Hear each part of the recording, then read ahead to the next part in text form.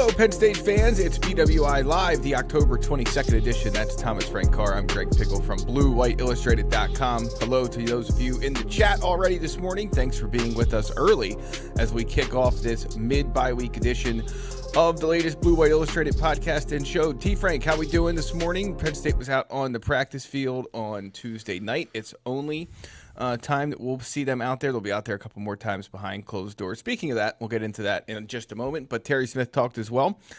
The bye week is here, and it has a different tenor and tone than I think any of us could have imagined when we looked ahead to this second bye week back in this the summer, or really at any point this year. Yeah, so in a lot of the mistakes that I made preseason, obviously over-evaluating the talent on the roster and expecting some of these seniors to get better, like noticeably or definingly better, right? So that was a lot of what this was built on, of you're bringing back all these players. They're going to take whatever incremental steps to play fast, to be the best version of themselves, and that didn't happen. The other thing was the timing of the bye weeks. Like, this could not have been a better schedule for Penn State football from the perspective of how it laid out, which is just the wildest part of this. You had a bye week before Oregon, your biggest game of the year, at home, and it didn't help at all. It didn't help at all. And now they're in their second bye week where they're going to Ohio State. And this was the big game this year that, you know, coming in and my expectations were that the offense was going to be better because you brought all these pieces back and your senior quarterback is going to elevate all the things around him. And you had a chance to be undefeated and going into this game and be playing Ohio State for the right to maybe go undefeated. Those were the stakes that I thought would happen in July. And here we are at 3-4. And they don't have a head coach. They don't have a starting quarterback. And they're re-engineering their offense and their defense. They are throwing everything at the kitchen wall this week, which we're going to get into here in a second with open practice. But, like, man, this is a weird place compared to where we thought we would be. No doubt. Yeah, no, you're absolutely right when you mention the fact that these bye weeks seemingly set up perfectly. And now, as it turns out, Ohio State does have an extra week to prepare for Penn State. And as you mentioned, not James Franklin, not Drew Allar. And certainly, like we talked about on last week's show, Penn State maybe goes to Ohio State with a quote-unquote element of surprise in its back pocket. That's about the only thing it'll be going there with in an advantageous when you're desperate, right? When you're desperate, anything's possible. That's not the energy you really want to be going in with. No, and like I wrote last week, I think in the Friday Five going into the weekend, the element of surprise can be good for you. It can also be very bad for you if you end up surprising yourself in ways you are not expecting to. All right, let's get into the start of today's rundown with a reminder that Penn State was out on the field for open practice, which is a reminder to me to go find the clips that we play as we get into this stuff. But T. Frank, you guys were out at practice on Tuesday night. Nittany Lions had their only You gotta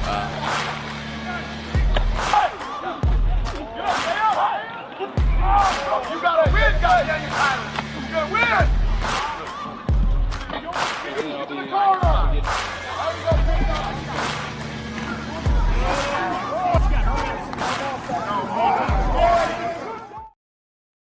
All right, I'm going to give myself an F for that hosting effort. I should have played that before we dove into this segment, but that music and some sounds, of them, yeah, go ahead. Some of them have sound, some of them don't. Like, this is the roulette you're playing when you have my graphics. That's not entirely on you. That is a complementary football issue. We're going to get into that, too, speaking of which, on today's show. But, yeah, so open practice was last night. The offense working inside Haluba Hall behind closed doors. Terry Smith saying that they wanted to do an install period during the time that reporters were at practice, so only the defense was viewable on Tuesday night. Not a big deal. I'm not sure how much any of us need to see the Penn State offense right now, the way things are going. But what did you learn about the defense, T. Frank, as you watched Jim Knowles and his position coaches put their players through drills on Tuesday night? So I don't want to just breeze by the fact that the offense was inside. And there's a couple of different ways this can be interpreted, and Terry Smith was obviously opaque about it. But are they installing something new? Or are they just doing an install of what they want to do next week against Ohio State? Because both of those things are important. If they're installing something new, that is what you talked about, the wild card of like having 2 weeks to practice it. and the fact that they're installing something on the bye week, which is not necessarily something they've done in front of us. Now, because it was Tuesday, we did get, that is the variability here of what normally we're seeing Wednesday practice and everything has a certain rhythm to it, but they said, Terry said it's a shorter practice, it's a Tuesday, so there's some differences there. But I do think that there is a little bit of, cocking your eyebrow about what are they installing in there? That I find interesting.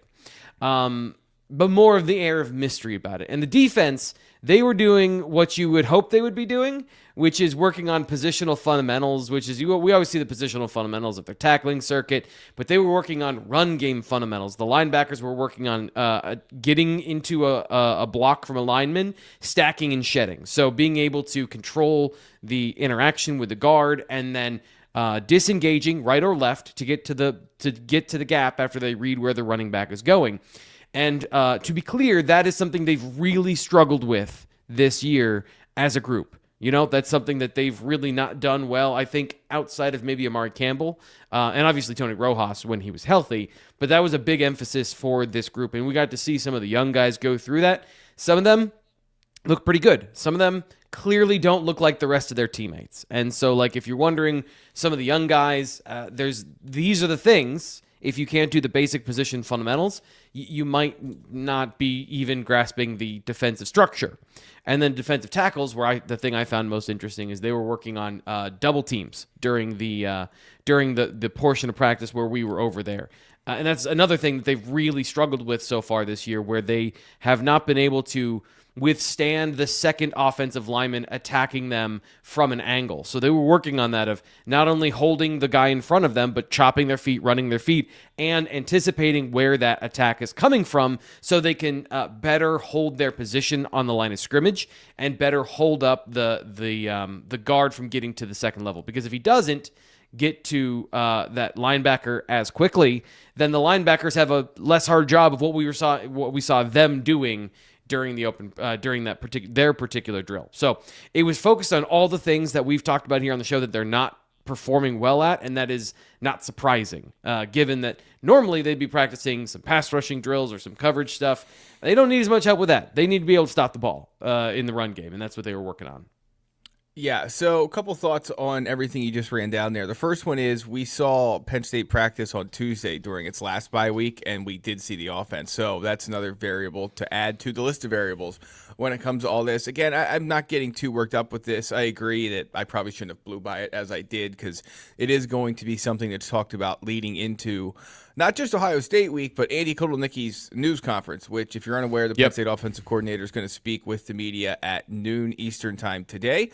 If you're listening to this on the Blue White Illustrated YouTube channel, watching this on the Blue White Illustrated YouTube channel, come right back here. I'm sure we'll have some kind of footage. T. Frank, we need to talk about that afterwards, what our plan is for that, if we're going to record that or not, but I'm sure we will, or at least somehow get it to you guys in a way that you can consume it. But, certainly Andy Kotelnicki will be asked about that, and he's going to smile or maybe chuckle or maybe shake his head. I'm not sure what his mood will be like this afternoon, but he certainly is not in any rush to reveal what the mystery secret work was going on inside of the Lash building last night that they are installing. So time will tell on that. But T. Frank, I want to get to a question, and this will kind of blend our segments together here, I guess. Let me try and find it here. This is good podcasting, good YouTubing. There was a question in the chat about the backup quarterback situation. I want to get to that because you guys didn't see the offense last night, but Terry Smith afterwards had no real update on Jackson Smolik. Obviously, he is the backup with Ethan Grunkemeyer now the starter because Drew Allar is out with a season-ending injury. So the question was basically about the emergency quarterback situation and whether it would be Beckham Kritza, who Terry Smith said he used an old school term coming off the IR, the injury list, of course, at this point. Freshman who has not taken a snap yet at Penn State, redshirt sophomore. Jack Lambert, I believe he's a redshirt sophomore, is the only other quarterback on the roster at this point, a walk-on. So your thoughts on that situation? Obviously, Penn State hopes it'll never come up, T. Frank, but in the event that it would, certainly the things are different than they were at this point back in August or even during spring practice. Yeah, so we got a chance to see Jackson Smolik, and that was part of our practice notes, so you can go check that out at bluewhiteillustrated.com. You better hope it doesn't get to that. But if you're going to run your quarterback, that's a reality that might happen. And we saw them on the Saturday against Iowa, that a big pivot for this team was to play two quarterbacks and have one of them as a running threat. And so that is absolutely something that is on the table. That now, if you know what we saw from Jackson Smolik, he's got 2 weeks. Terry Smith, we'll get into it between the lines here in just a second. Didn't really have a comment on it, but if you're down to just two quarterbacks and one of them is Beckham Kritza, you can't run an offense with Beckham Kritza. I'm sorry, and it's no disrespect to Beckham Kritza. He's a true freshman. The level of expectation for him was to come in and learn and to get bigger and stronger. He may have done some learning, but as the fourth quarterback who was injured for a big part of this offseason and wasn't going through reps, wasn't even doing the scout team stuff, I don't know how much he could do learning in the lab, so to speak.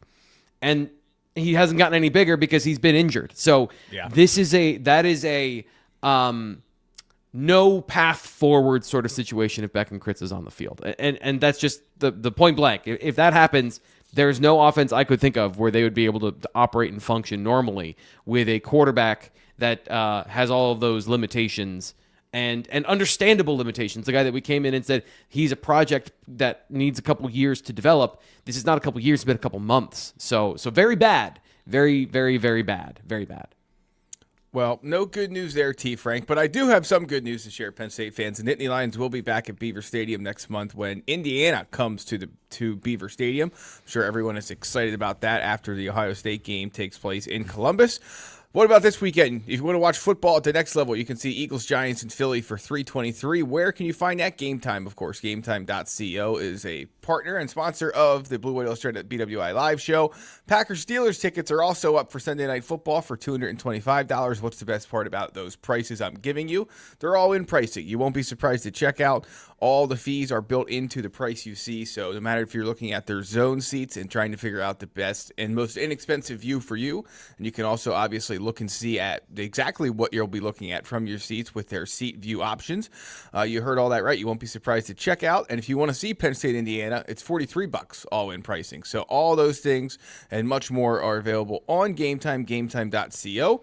You can use promo code ON3 at checkout for $20 off your first purchase. Take the guesswork out of buying college football tickets with Game Time. Download the Game Time app, create an account, use code ON3, ON and the number 3 for $20 off your first purchase. Terms apply. Again, create an account and redeem code ON3 ON3 for $20 off. Swipe, tap, ticket, go. Download the Game Time app today. Thank them for being a sponsor of the show. And now it's time to get into Between the Lines.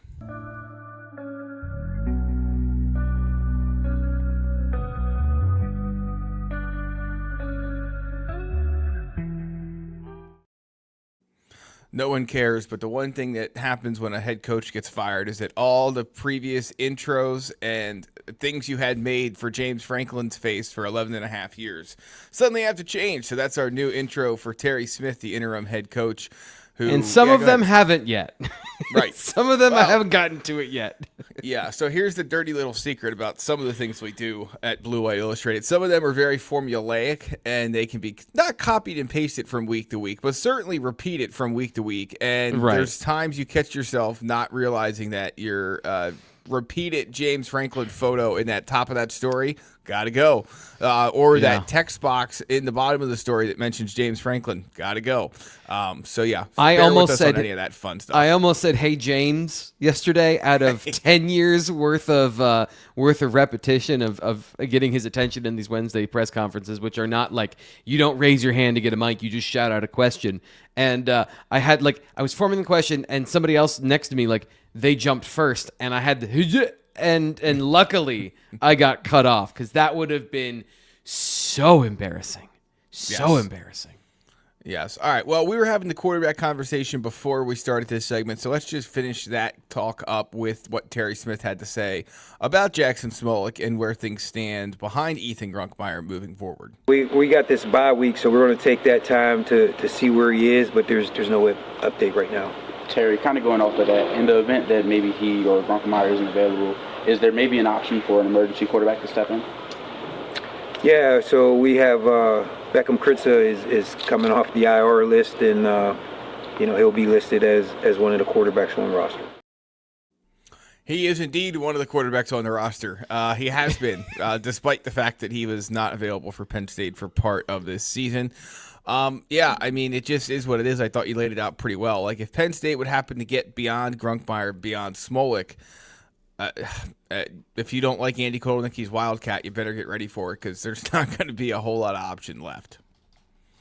I don't even know what to say. I don't even know what they would do. And the fact that it was kind of... Here's the problem. He also said, like, we got our run game going a little bit last week. There was a spark there. Part of the spark, the biggest play, the explosive play, was them running out of that Wildcat formation, bringing on a second quarterback with Jackson Smolik coming onto the field. So I don't know if that's really replicable if you are down another quarterback. We saw him with something on his wrist and hand because the offense did run out in front of us right before we left. And I don't know how you play quarterback in that situation, if that's a long-term thing or if that's a short-term thing. Of course, like he just said, he didn't get into it. So who's going to be the running threat here that is a quarterback? And that's really important. Even though Jackson Smolik didn't throw the football, he still theoretically can throw the football. And any evolution of that package, which desperately needs to happen, because even by the end of the game, Iowa had caught up with it. And the difference is, like, it took till the end of the game to catch up with it, but they did eventually catch up with it. Smolik did have an option pitch where he pitched the ball to Trevor Pena. He ran it once on his own, twice, I should say, on his own, where he had the one where we got banged up, and the other one where he was trying to make a cut in the open field. And here's the thing, like, having watched Kansas in 2022, I think it was 2022, they got to a point where all their actual quarterbacks were injured, and they had either a walk-on or like a slash player that was kind of a quarterback that came on the field some of the time, and then they ran a true triple option. Like, they just went triple option football with a running back in the backfield. So this is not new territory for Andy Kotelnicki, but it's also a symptom of this style of football. We're here because, and it's not totally fair, Drew Allar got hurt on a scramble, so that's not necessarily what happened. But another quarterback got hurt on a running play, and so now you're down to two, and you're down to one, and you had three, and now your freshman quarterback isn't part of the conversation. This is not good. This is the exact thing that we said. If Drew Allar gets hurt this year, Penn State's screwed, and they are officially screwed, and they've got to figure a way out of that right now. Yeah, of course they were there before this particular moment. They were. But yes. Yeah. When your starting potential first-round NFL draft pick quarterback has to be scrambling on third and very long, and then, third and short against Northwestern, when you already have two losses on your resume at UCLA, and, of course, in double overtime against Oregon, which was excusable, obviously. They were well on their way to Screwed Island, and it just is not great. It's not great. All right, next hold on 1 second. Yeah, go ahead. One second. I want to look at this because I need to see. Drew Allar had 20 scrambles this year. He scrambled 20 times. Yeah. That's insane. How many passing plays did he even run? 103 completions, 159 attempts, and what did I say? 30 scrambles, 20 scrambles, 20 scrambles. So he had like 20% of his completions.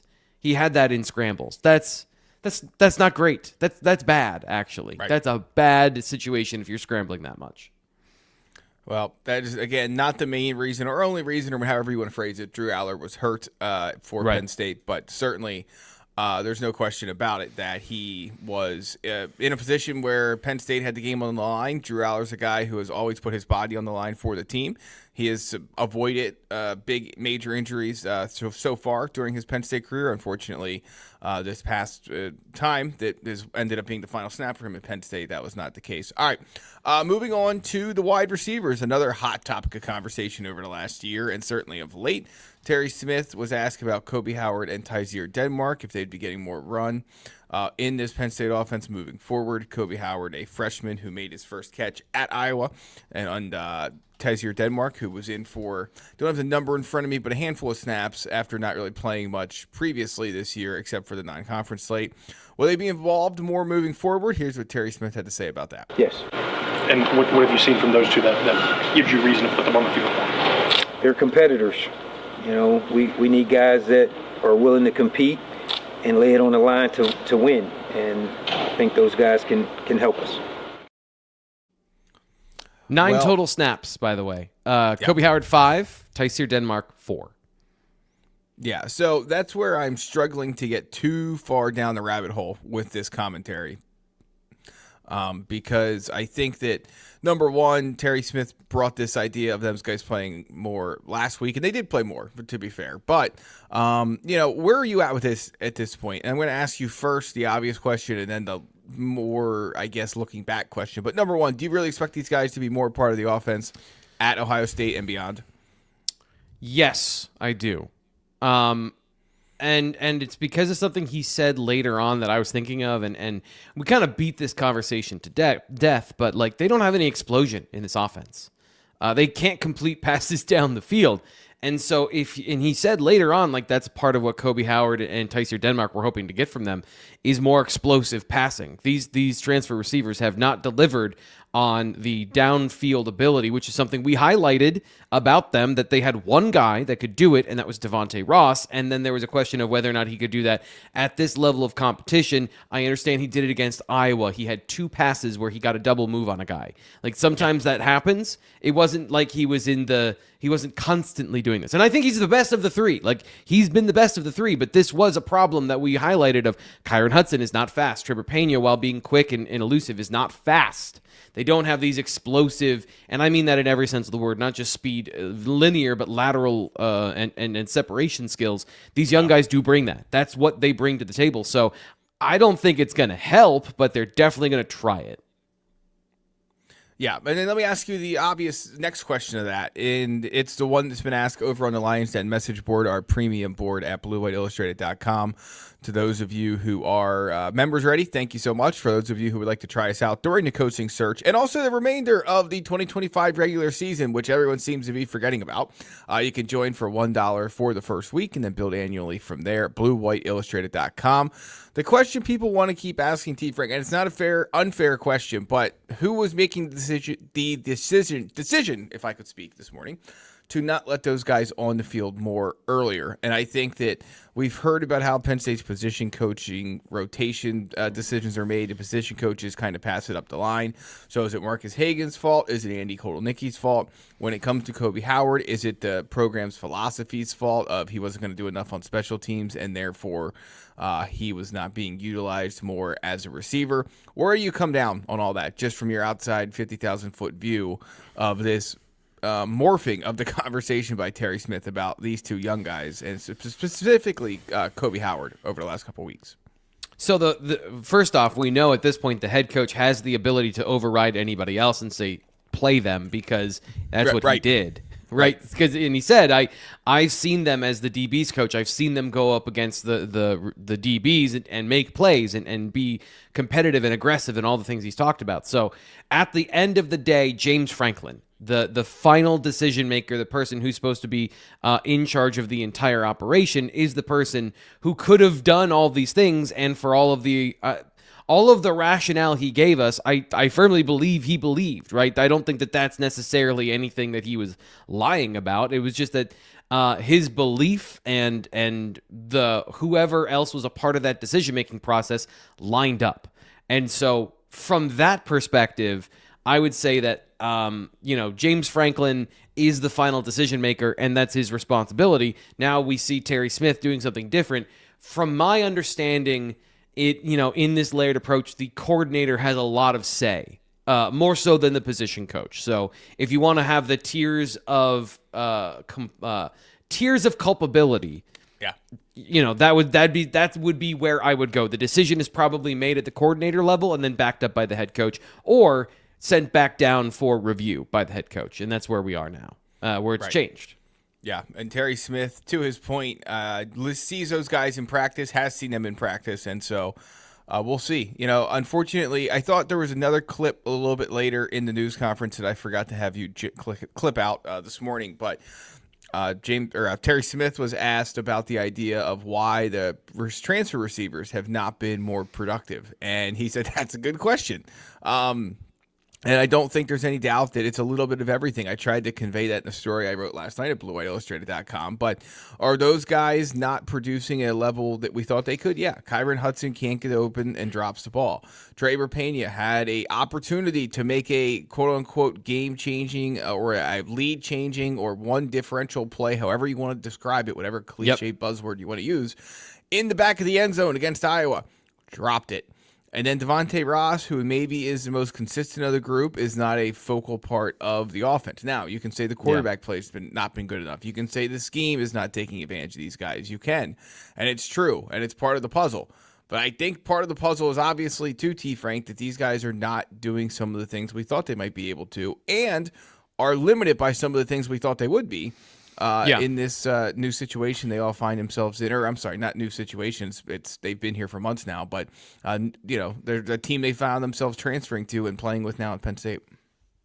I think part of it is the injury to Ross being a kind of a roadblock in the building of the offense early on. So, how do I phrase this? Kyron Hudson had a large portion of the offense directed his way as the guy who was out there and the most consistent in the offseason. It was very clear that they wanted him to be the wide receiver one. He got the number one jersey, like all those things, all those indicators, and he got a ton of targets.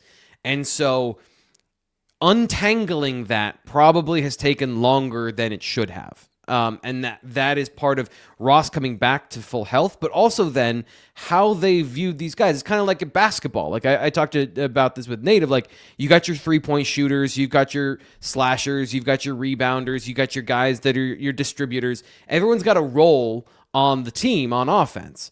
And changing your role in the middle of the season can be difficult, but it has become painfully clear that the guy who needs to be a big part of the offense is Devontae Ross. And they have done more to get him involved. Key third downs, he was the target on that speed out where they're moving the pocket and he's running to the sideline. The fourth down that didn't work, where Ethan Grunkmeyer had to flush the wrong way and throws a Hail Mary on fourth down and the game's over there. Devontae Ross was the target on fourth down. He had a really good whip route where he got a first down with a catch and run. He's been the guy that they've gone to in critical situations now. But part of the problem is when you're running the ball as much as you are, and he is a smaller receiver, like you can kind of box him out of certain plays. Certain games, he's just been taken out of the game. And so that's the consistency issue that I don't know whether it's the transition time of like the UCLA game. He saw one target and that was it. But it's been clear that as they've gone on, he has been morphing into the lead receiver.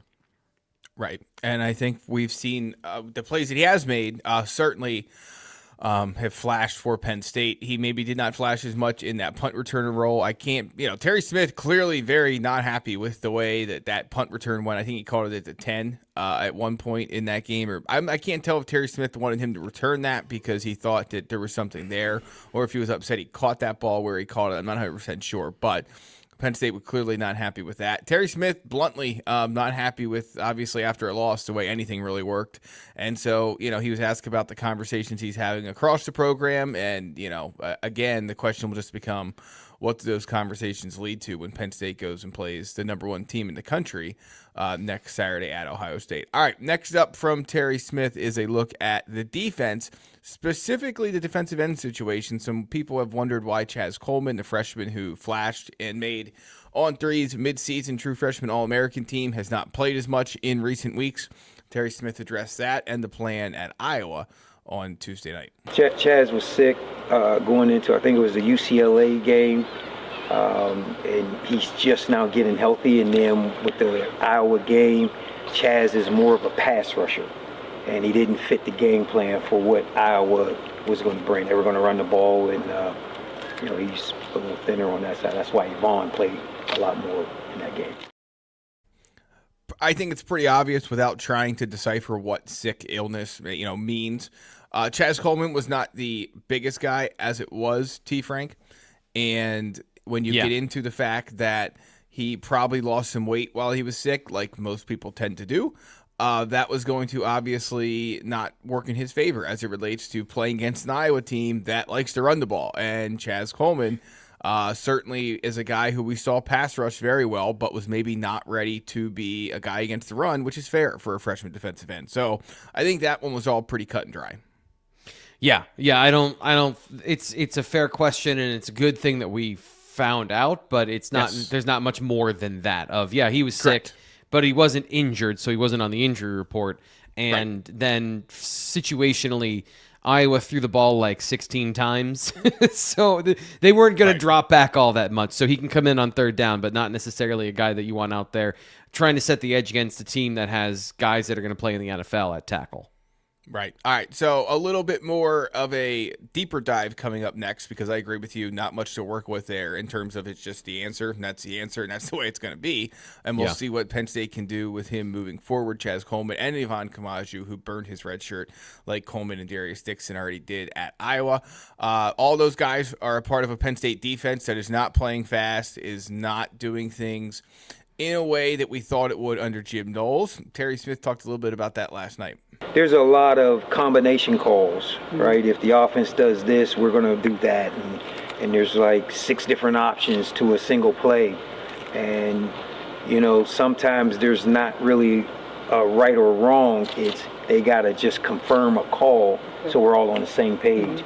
And then you all obviously want to be in the perfect call. And so those guys are trying to learn that. I think they have a good grasp of it. But they're still learning it, and it's still a work in progress, and we just got to get the mental thinking out of it, where our guys can play fast and be more athletic and better players. I'll just throw it out to you. Did Penn State pick the wrong coordinator for the moment that it had in 2025? Clearly, yeah. There's no way around that at this point. That's the best way. And that's the clearest way. And of course, Terry Smith is the guy who told us that. That it's been explained why the defense is complicated. From a parts and pieces standpoint, we don't know the call, right? So this is the thing of everything I do is context clues of we understand how coverages work. Every coverage basically works the same way across football. But it's the nuances of how they're being taught, and then the adjustments and the sight adjustments and the other small things that are a part of a defense that make it complex or simple. And so that is the part that you can't know from the outside, but that has never really been fully explained like this. Because if you were to the way I explain it is they do a lot more stuff.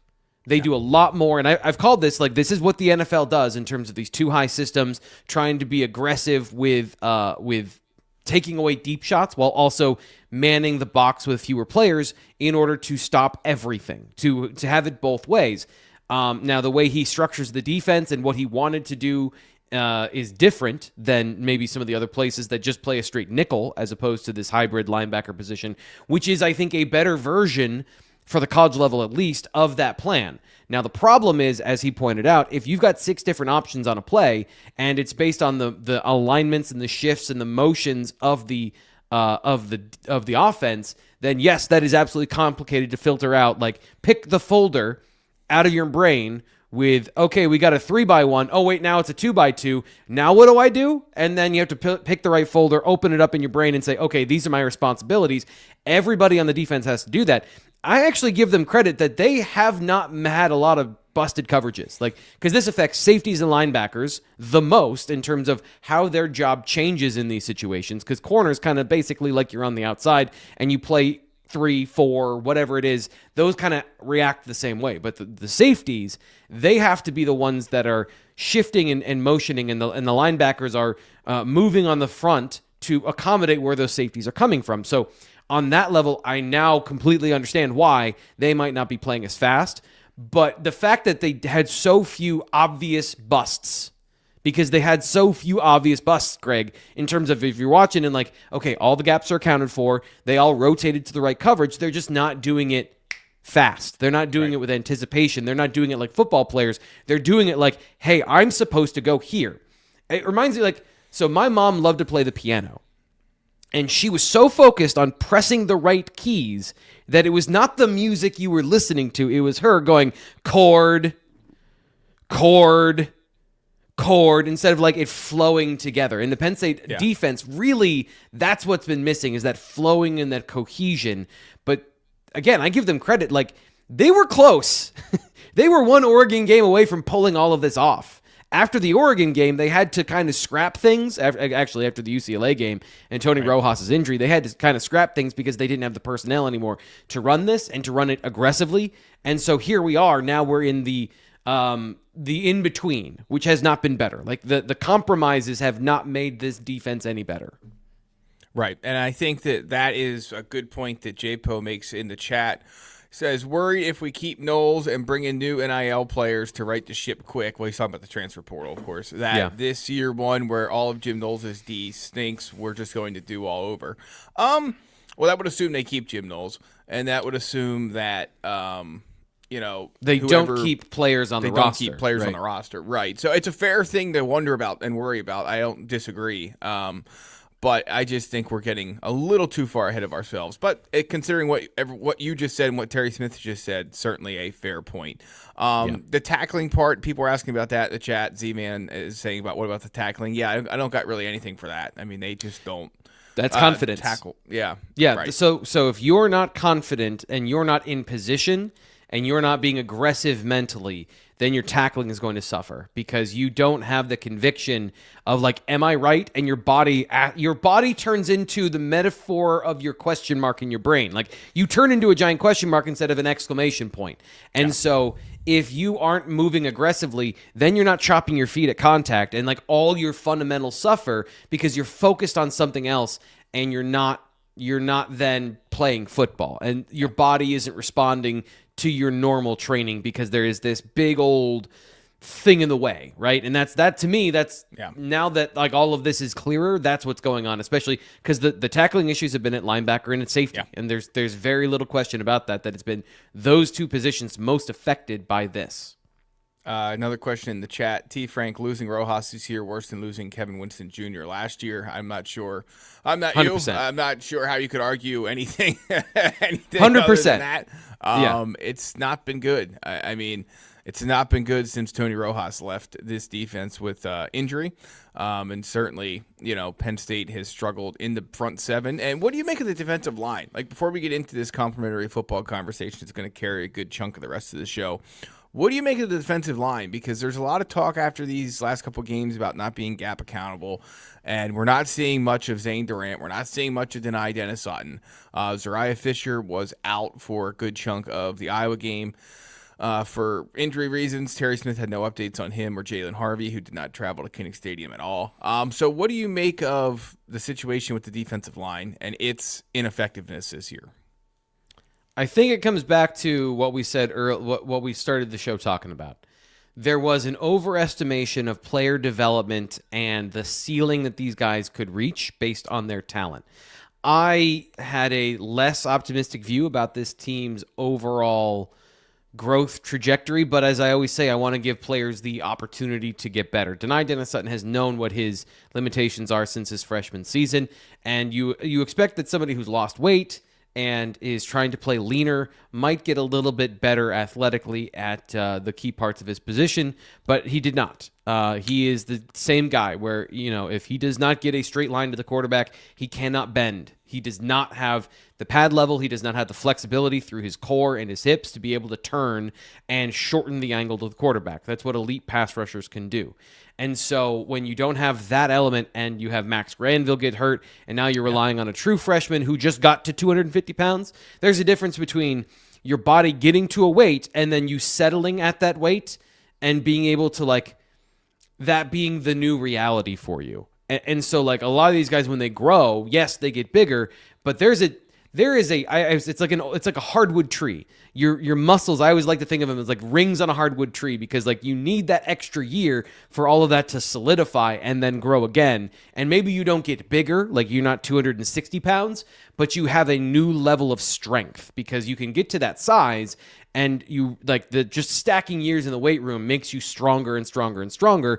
That initial jump can be great, but it isn't the final product. And like for Chaz Coleman to get here in May and be doing what he's doing is really, really impressive, but it is not the final product. Like, again, I'll go back to what I saw of him in the weight room where he's lifting 225 pounds on an incline bench press, but his ass is in the air the entire time. He's not like, it's not an easy thing for him. He's cheating to get it done. And I'm not trying to like say anything other than like, these are the obvious red flags we saw, and assumed that the development from those senior players would help carry the program in a more meaningful way, and they haven't. Like, they just haven't been able to. And there is a misalignment here with Zane Durant and with Ty Blanding in this particular scheme, which is why they're working on playing through double teams, because that is not a thing that they really emphasized in the past. They didn't really emphasize holding a point of attack and being in the gap, as opposed to, we're going to get you penetration and playing upfield. This is not really an upfield defense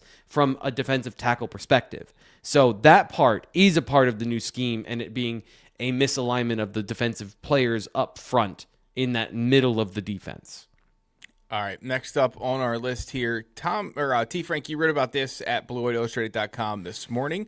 The headline of your article, I'm going to pull it up quick so if people are not yet to the site this morning, they know what it said. It is out of sync why Penn State wasn't built to play complementary football in 2025. You asked Terry Smith about this idea. Can Penn State play complementary football in 2025? Here's what he said.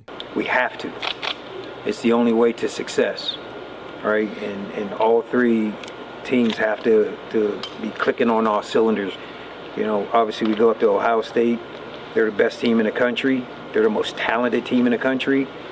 We have to be clicking on all cylinders to give ourselves a chance for that game. So in your mind, can Penn State do it? I know what he said. He said what he had to say, but can Penn State do it? Depends on what they were doing in Haluba last night. Yes, theoretically there are ways to get to that point. And that's kind of where I got to the end of like, I'm not an offensive coordinator. I'm not a defensive coordinator, but you have to find a way to fix the loggerhead issue here where Penn State, so these are the numbers I found. I'll give you some of the numbers in the article because they are alarming. Penn State averages 6.2 plays per drive this season on defense. That is the fourth most among teams of the conference. But what do we know about Andy Kotelnicki and his offense? Without the explosive play element of the option quarterback and without the explosive play element of Tyler Warren, and even with that last year, this is an offense that soaks up drives and time and plays. They have 18 drives of 10-plus plays this year. Only Northwestern and Rutgers have more of those this year. So the defense can't get off the field, and the offense does not prioritize getting off the field. So everyone has 12 to 17 play drives, both teams. And, think about it, Greg. We've been in a game, and they come out and kick off the ball in the third quarter, and suddenly you blink, and it's the fourth quarter. And it was like 2 drives a team, or like one drive, and then a drive spans into the fourth quarter because everyone is methodically moving the ball down the field. So Penn State hasn't been blown out in any of these games. They've lost by 13 combined points. But this team, in the way it's built, and this is the unfortunate part of Jim Knowles' defense not integrating correctly, is that it became this bend but don't break defense. That's what the default of like, now we're just going to hold you to field goals. Right. And so, sure, they haven't been blown out by 20 points or anything, but they're in a game where literally everything has to go right because there's not enough time to correct any mistakes. You don't have enough drives to go 3 and out on offense, which is another problem. The Penn State defense has forced a punt on 19.5% of its drives this year. That's pretty awful. It's one of the worst in the Big Ten. Their first 3 and out in conference play. I'm going to say this again. Their first 3 and out in conference play was against Iowa. So neither team is helping out. And we've seen that Penn State's offense, if it isn't going for all these long drives, they're going 3 and out. Like they're just going off the field without actually impacting anything. So this is the part of the complementary football that is a problem. You can be a bend but don't break defense if you've got a high octane offense that can score at will and like you're just trying to get turnovers. They're not getting turnovers. They're not explosive. They are the worst form of these two options put together. And like what it is a bad team, right? So we've seen the end result of 3 and 4. Right. But if this offense suddenly pivoted to an explosive machine, then the defense has the opportunity to be different, right? So if you're throwing the ball more downfield, this defense can operate the way it wants with all the formations and Zakee Wheatley being a turnover machine. They have 1 turnover in Big Ten play. The one you saw this past weekend against arguably the worst passing attack that they saw this year. Right. So the pieces, you can have a methodical offense if you have like an extremely stingy defense, like a Manny Diaz defense that was getting negative plays, turnovers, etc. What you can't have is this, which is the combination of a methodical offense and Bemba don't brink with no other options in between. And honestly, the part that I think is the most damning, we talk about the decisions and the pieces put together and the preseason analysis that I think internally I think if you really ask James Franklin, he probably knew this wasn't great. Their receivers there are no explosive players on offense. The reason that they were so desperate to get Nick Singleton going, he's the only explosive element on this team.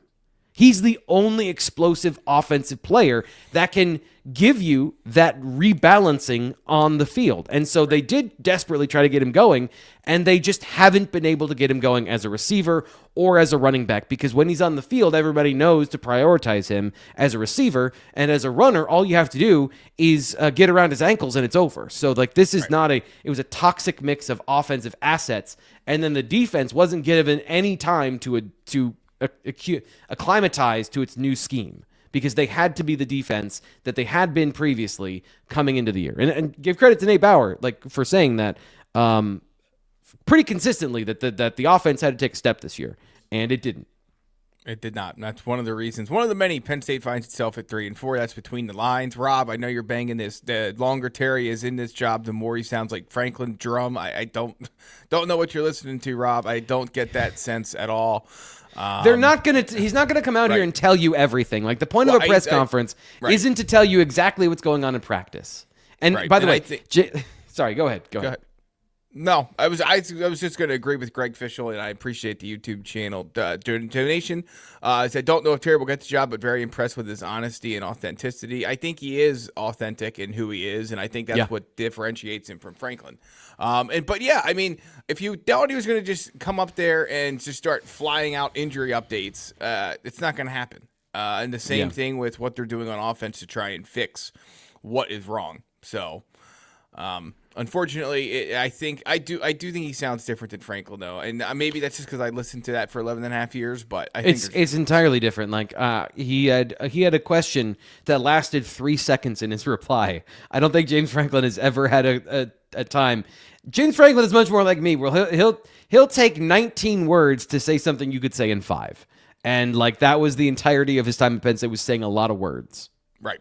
He did, yes. No, I was laughing about that at Iowa on Saturday night because there was like 9 or 10 questions in Terry Smith's postgame. And typically on the road, James Franklin's opening statement was so long that there'd be like 5. Terry Smith's opening statement, not that long, so it led more time for questions. All right, we're going to get into best bets quick and then finish the show. I want to give more time to the stock up, stock down. So I want to get our best bets in here quick, and then we will run out the rest of the show with our stock report.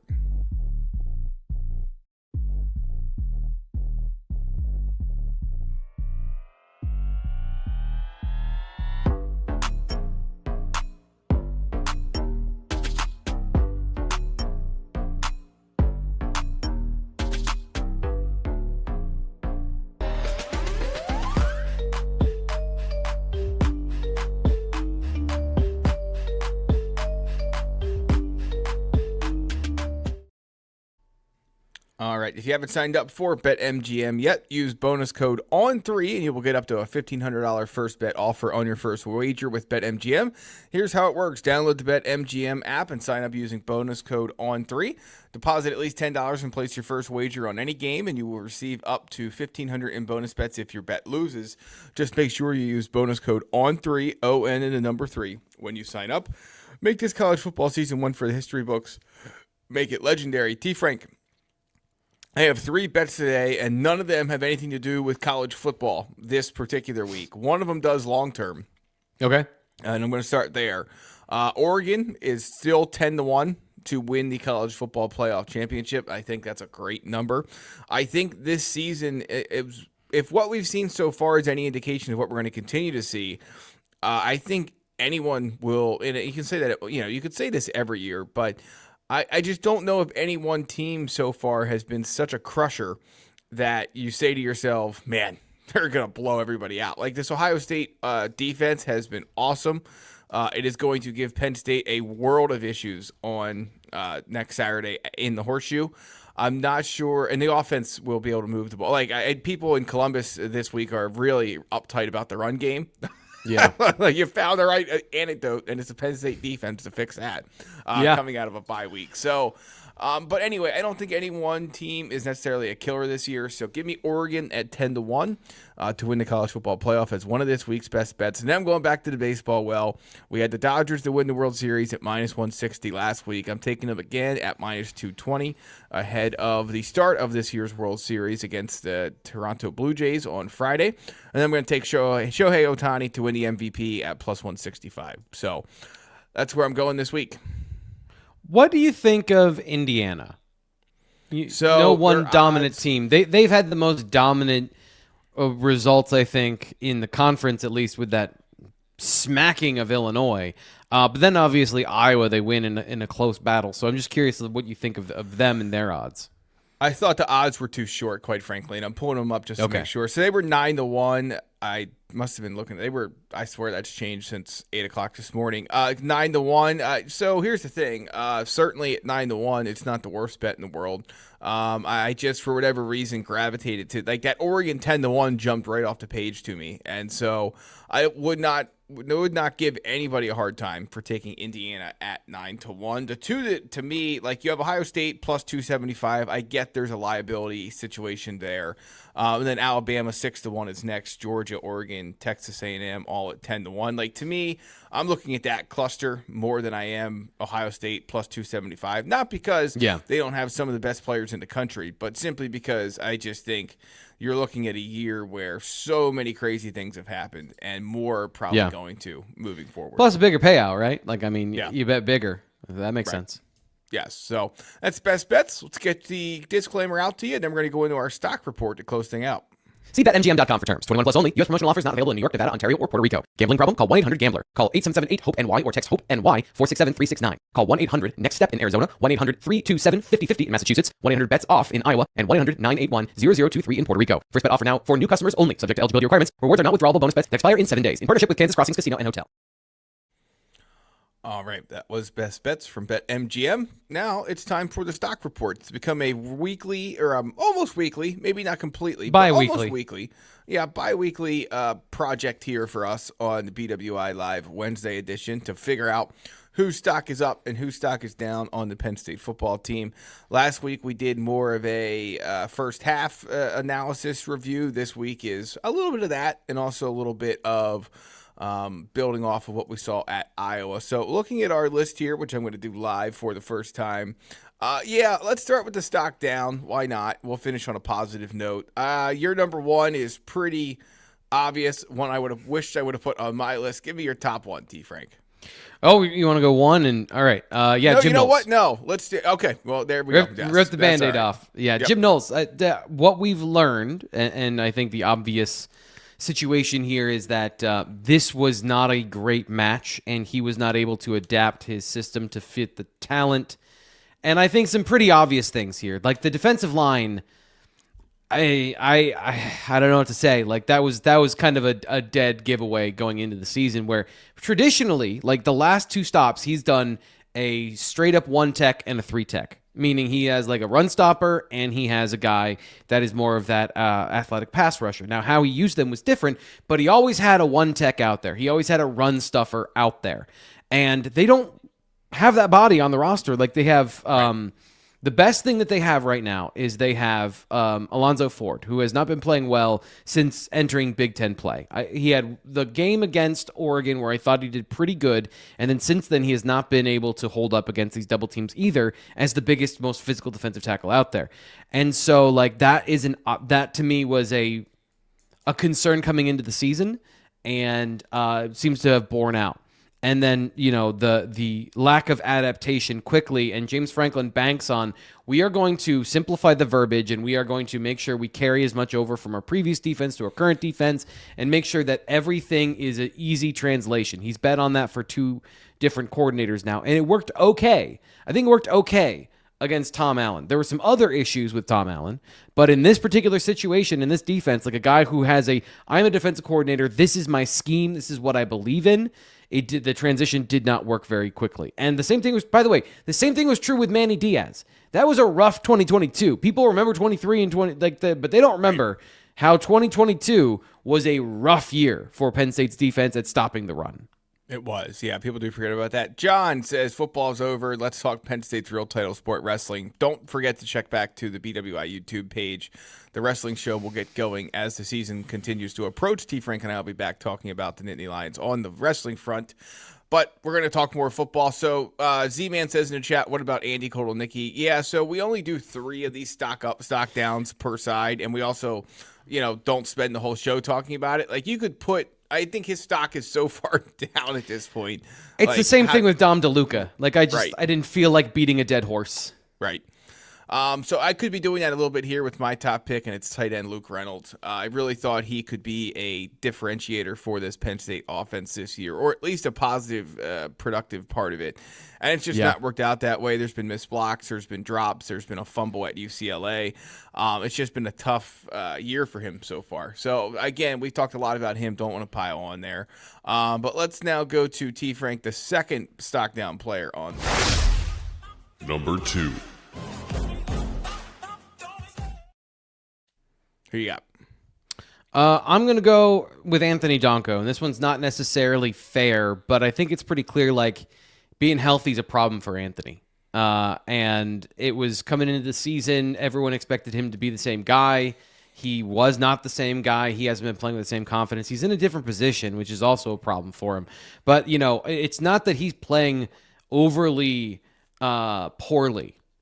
It's that he's not a difference maker. And by the way, this is just to put somebody else's name on the list because the obvious ones are the obvious ones. Right. And now that I'm thinking about it, I feel bad. This shouldn't be Anthony Donko. He's doing his best out there. This should obviously, the real answer here is this has to be denied Dennis Sutton. I'm pivoting mid-answer. Deny Dennis Sutton. His lack of pass rush and contain have been a problem for this defense where there's no fixer out there. And again, he's been one of the better guys in terms of making splash plays to stop negative plays in the run game. But his job overall, they need an ace pass rusher. He hasn't delivered that, nor has he been particularly sound in his gap control on passing plays, which has led to a lot of these explosive runs from quarterbacks getting out of the pocket. So I'm pivoting mid-answer. My apologies to Anthony Donko. We're going to go with denied Dennis Sutton. Yeah, that's okay. I had Donko on my list as well. So, and again, I think some of this is not necessarily his fault. He's not trying to play injured.